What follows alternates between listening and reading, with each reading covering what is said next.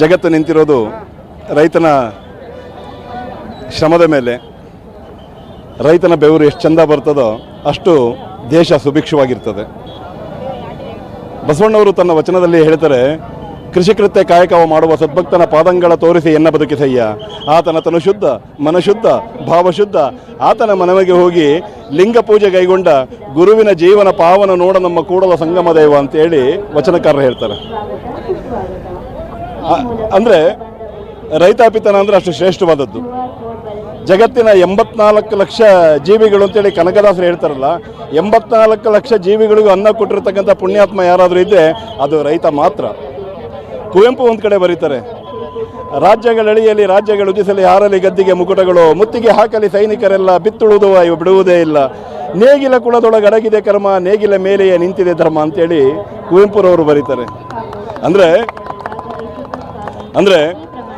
ನಾವೆಲ್ಲ ನಮ್ಮ ಧರ್ಮಗಳು ಎಷ್ಟೆಷ್ಟು ಶ್ರೇಷ್ಠ ಅಂತ ನಾವೆಲ್ಲ ಅಂದ್ಕೊಂಡಿದ್ದೀವೋ, ರೈತನ ಕುಳ 3 ವರ್ಷ ನೇಗಿಲ ಕುಳ ನೆಲಕ್ಕೆ ಹೋಗದಿದ್ರೆ 3 ವರ್ಷ ಈ ಜಗತ್ತಲ್ಲಿ ಯಾವ ಧರ್ಮನೂ ಉಳಿಯೋದಿಲ್ಲ. ರೈತ ಇರೋದಕ್ಕೆ ಜಗತ್ತು ಬದುಕಿರೋದು, ನಾವೆಲ್ಲ ಬದುಕಿರೋದು. ರೈತನ ಆಶೀರ್ವಾದ, ರೈತನ ಕರುಣೆಯಿಂದ ನಾವೆಲ್ಲ ಬದುಕ್ತಾ ಇದ್ದೀವಿ.